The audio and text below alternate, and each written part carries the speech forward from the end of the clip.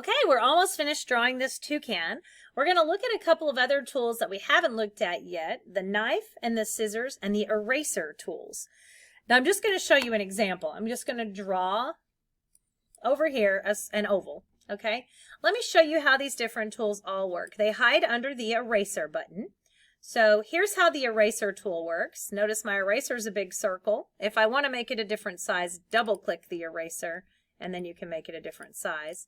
But anyway, you just take it and you just cut into a shape, and then when you let go, you have a new shape. That's the eraser tool. Okay, it erases that chunk of the path. And you can do it multiple times. And it gives you those little handles, which you can still move. Okay, the next tool in here, I'm going to go to the knife tool. I'm going to skip the scissors. The knife tool allows you to start outside the shape and end outside the shape. And then it just cuts wherever you sliced at. So if I go here like this, and then end out here and let go, and then click off of it, I have that piece and I have that piece. Okay, that's the knife tool. I like the knife tool. And then finally, the scissors tool. Now the scissors tool is a little different. Let me click on it first. The scissors tool is a little different because you can only cut on anchor points. So with the scissors, I could click on this point where it says anchor, and then another point where it says anchor, and that cuts. It doesn't look like it cut, but it did. If I switch back to my black arrow tool and click off of it, it cut on that point. So a scissors requires you to be on specific anchor points. The knife, start on the outside, end on the outside. And the eraser is just kind of just a blobby erasey thing, okay? So knowing that, going into this next part, we're going to select the tail feather. So that's this little black tail feather, which is part of the body. Now, if it's in the group, which mine is, we're going to need to double click it to get into isolation mode. Now we're going to take the knife tool. So find your knife. And then remember, you must start outside of the feather and end outside of the feather. So you're going to start dragging, kind of make you a little swirly path, and then go out the other side. So I'm going to start over here and just kind of go. Do you like my sound effects? There we go. Okay, so I drug it all the way through. And then again, I'm going to click off of it and then click on that piece. And then I can make that piece one of my colors from our swatches that we have. Whichever one you want is fine. Okay. So there we go. I think I'll do the dark one. Okay, so there we go. And that's basically it. Quite simply. If I'm in isolation mode, I just have to click on the pieces. If it's accidentally clicking on both pieces, sometimes you may need to use that white arrow tool to grab a hold of it. If you want to, you could go add a point and on the other feathers and use the scissors tool. So I'll show you that.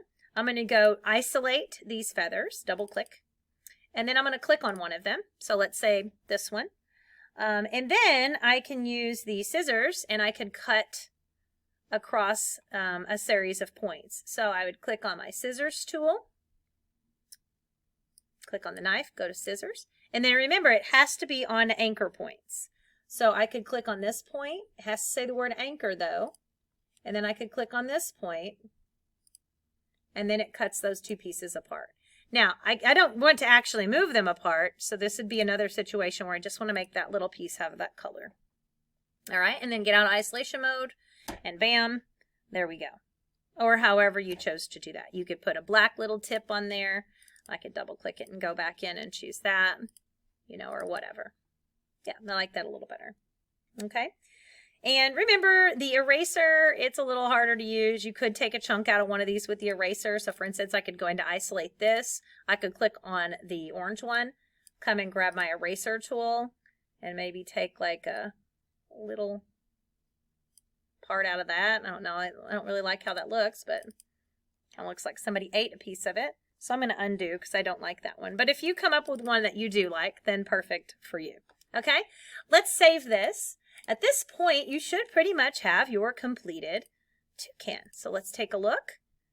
Yep, that looks pretty good. I got a couple of different things going on color-wise. We got a nice little beak here.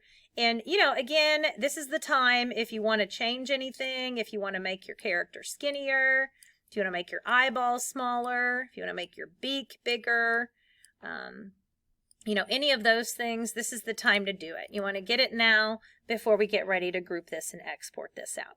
Okay, so moving on to page 16, which will finish up this section, we're going to export this. So if you wanted to use this in another Adobe program, most Adobe programs would just let you bring it in as an Illustrator file, and it would ask you what artboard do you want. But if you're going to use it in other programs like PowerPoint or a Google Doc or a web page, you're going to have to export this out. Okay? The most basic export is just to go to File and Export, and then Export As. And that's it. It takes whatever artboard that you have, and it basically is going to create it. You would choose PNG. PNG is the format that will have a transparent background, which we want. And I would give it a name. So let's say I'll just call this my Toucan, and hit OK, export. And see, here's a preview of it. It says transparent background, so that looks good, and I just hit OK. That's the most basic way to export. If I go out to my file folder, that's for this workshop, you can see there it is. There's my Toucan, and I could use that on any document pretty much anywhere, right? That wouldn't be an issue. Now there's another option to export as well, which is selecting all of your artwork. So I have to draw a box around this whole thing. Okay. And then I can right click it and tell it to export selection.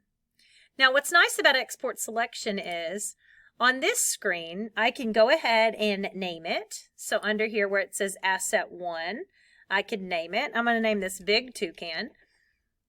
And over here on the right-hand side, again, I can choose where it's going to go. Okay, that's the right folder. I don't want a subfolder, so I'm not going to check that. But then notice here it says scale. So I could export this out 4 times the size that it is in here. Because we're creating vector artwork in Illustrator, we can make it as big as we want when it's coming out of Illustrator. But once we turn it into a PNG and we put it somewhere, if we make it bigger, it will get blurry. So sometimes it's a good idea to go ahead and export it out bigger than you need. Now it's going to put a suffix, it says suffix, at 4 times on there. I'm going to leave that just so you can see what it does. I don't want a prefix on it. Everything's good to go. This is clicked on, so I'm going to hit Export Asset.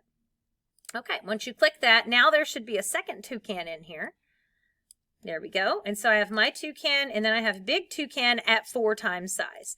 And I don't know if I double click this if you can tell, but there's my original, and then this is my bigger one, and if I go bigger, like it gets bigger because it's actually bigger than the screen. Okay, so that's just 2 different options to export out your Toucan. All right, and essentially we have finished the first part of this workshop. We have gone through and set this project up and created our Toucan.